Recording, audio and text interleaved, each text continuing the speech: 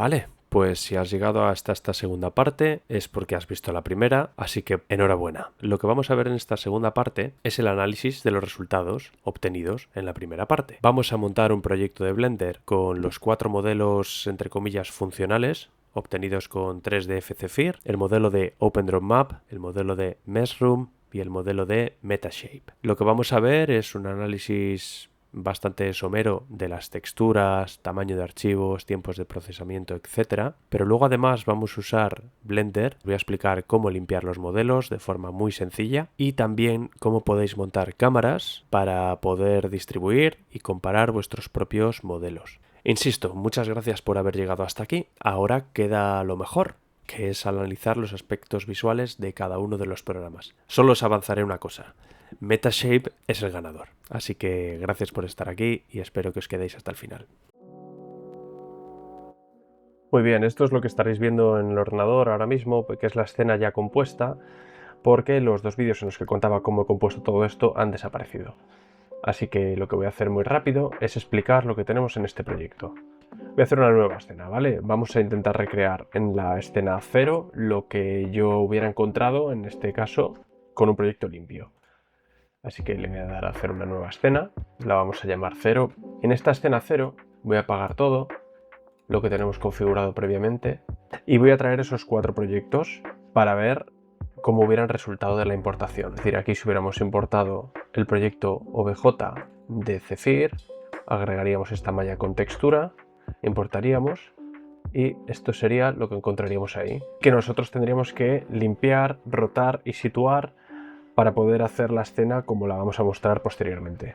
Si nos ponemos en vista 1, esto sería lo que veríamos, pero bueno, básicamente esta sería la parte de atrás de la escena y esta sería la parte de delante. Lo que he hecho es rotar este objeto con cada una de las vistas ortogonales, 1, 7 y número 3. Desde la vista 7 podemos también rotarlo, situarlo y desde la vista 3 colocarlo en vertical, girar y todo esto.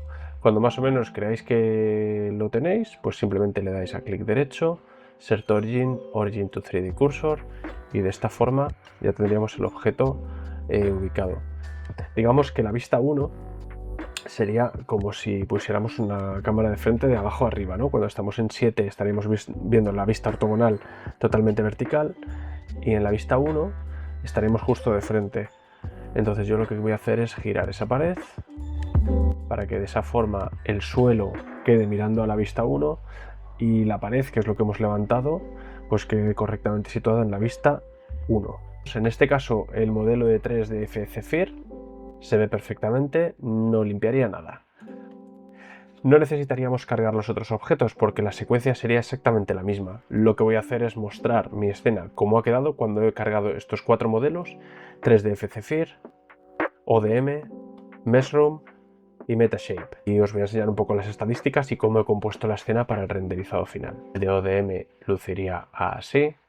El modelo generado no acaba de ser capaz de conectar todas estas capas. Parte del mesh está situado hacia adelante y parte del mesh hacia atrás. No está todo perfectamente conectado en una pared.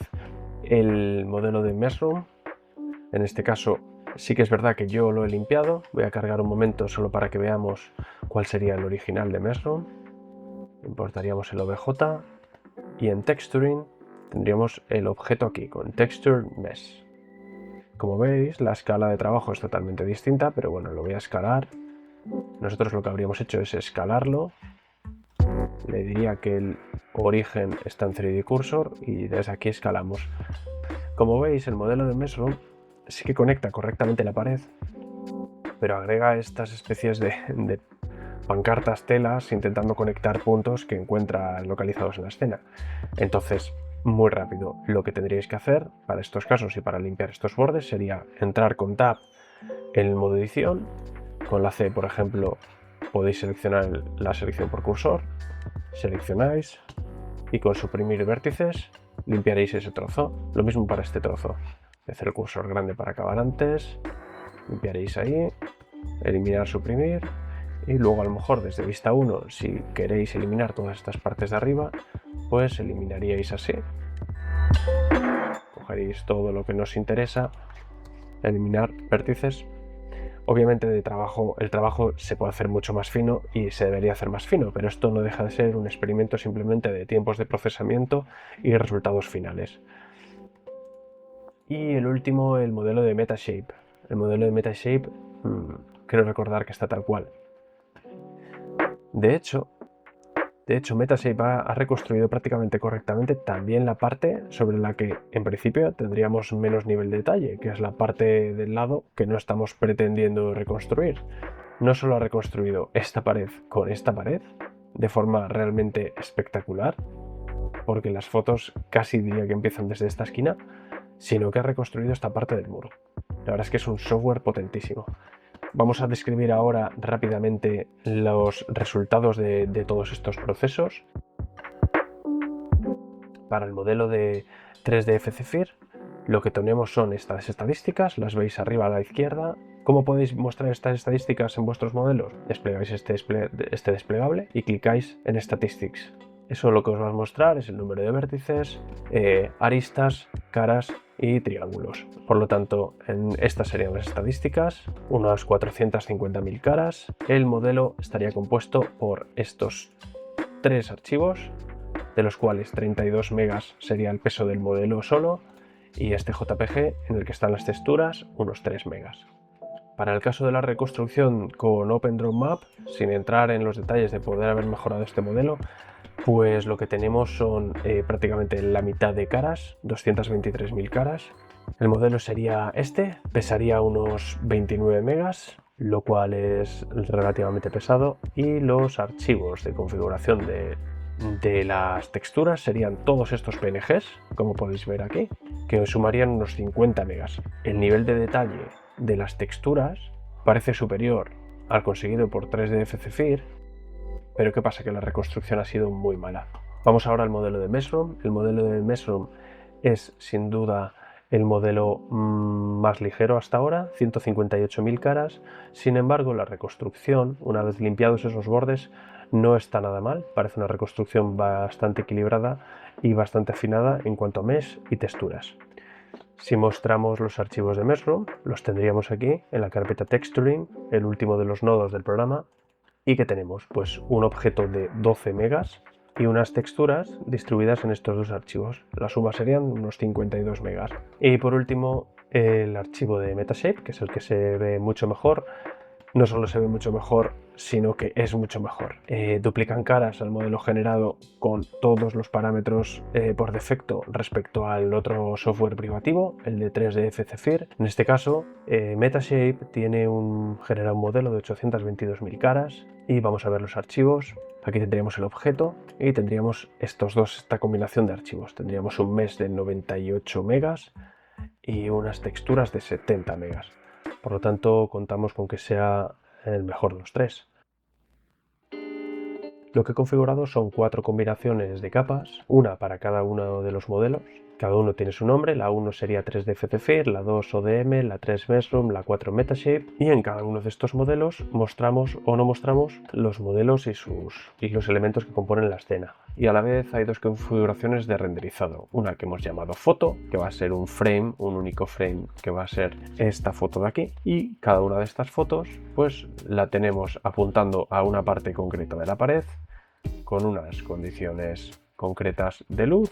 Por otro lado, lo que hemos configurado también es un vídeo agregando 3 tonterías, que son 2 arbolillos aquí, para darle a la escena un poquito más de interés. Lo único que pretendo con este palo es arrojar parte de sombra sobre el modelo. Lo único que tiene esta configuración de cámara es que tiene agregado un track to, y en este caso a uno de los modelos. Como los 3 están situados en el mismo sitio, me da igual que enfoque a uno o que enfoque a otro. Lo que tiene esto es que está emparentado con un empty. Básicamente lo que hemos hecho aquí es configurar el timeline para que podamos renderizar un vídeo de 6 segundos a 30 frames per second, lo cual quiere decir que vamos a renderizar 180 frames totales. Entonces, si vamos al frame 1, veremos que este eje está totalmente alineado con los ejes, y según nos vamos moviendo, pues vemos que va girando. Vamos a hacerlo bien, vamos a ir al 1, vamos a poner esto en vista no ejecutiva y vamos a darle a play. Vamos a empezar el 1 de nuevo para verlo más claro.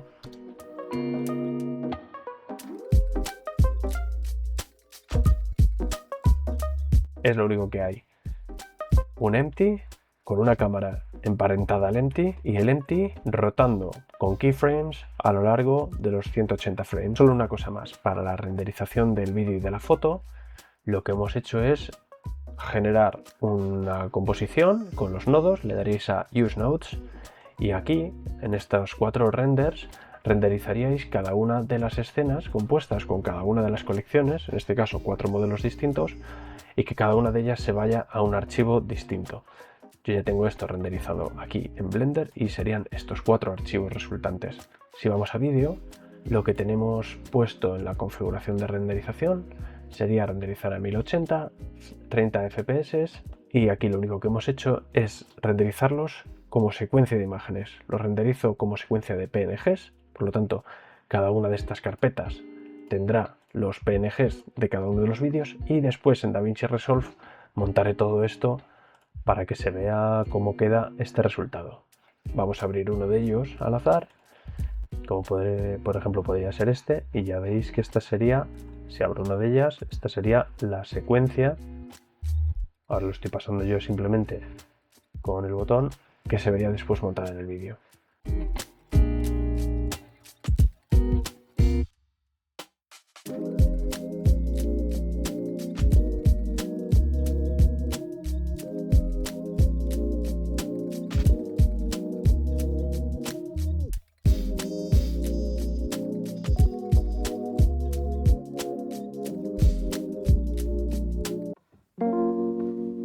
El objetivo de este vídeo ha sido en todo momento ver si es posible levantar modelos 3D no a partir de fotografías 360, sino a partir de vídeo grabado con una cámara 360. En mi caso, la Insta360 X5.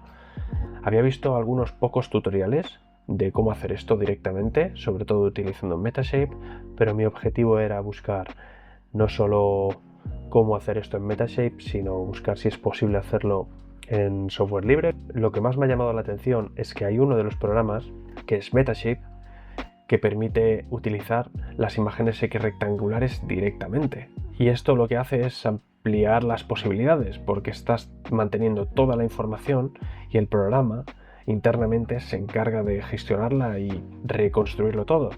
Vamos a importar, en este caso, objeto OBJ, y en este caso tenemos en Meshroom X rectangular, tenemos el Metashape Model. Este objeto ha sido creado a partir de este vídeo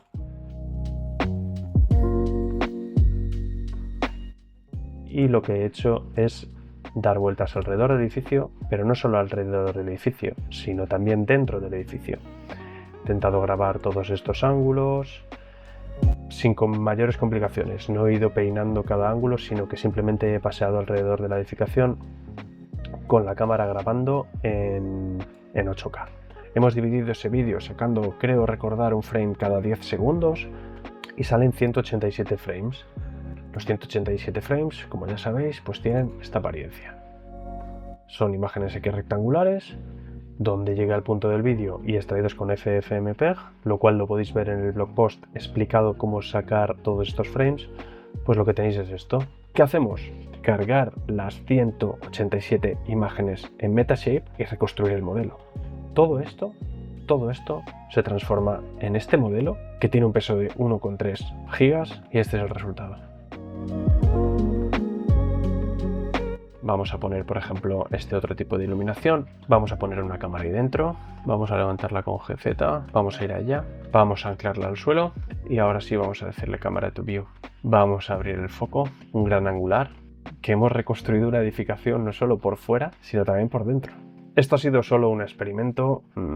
Sabed que esto no es la forma habitual de trabajar, pero lo que es espectacular es que os podéis dar una vuelta con 2 minutos grabando con la cámara y podéis virtualizar literalmente cualquier edificación o cualquier ruina o cualquier cosa. Obviamente, si vuestro objetivo es profesional y vais a ganar mucho dinero con ello, pues tenéis que hacerlo bien, como deben hacerse las cosas. Pero si vuestro objetivo es recreativo, experimental u otro tipo, que sepáis que podéis llegar a esto.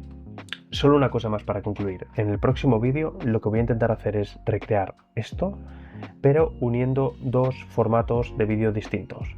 El de la Insta360X5 y el del dron, el DJI Mini 4 Pro. Voy a intentar ver si el software es capaz de combinar las dos cosas a la vez, los frames 360 y las fotografías también extraídas del vídeo de dron haciendo un vuelo orbital alrededor de este edificio, y ver si soy capaz de levantar todo esto, exterior e interior, en un solo ejercicio. Gracias por haber visto toda esta chapa, y a todos los que os guste experimentar, nos vemos en el próximo.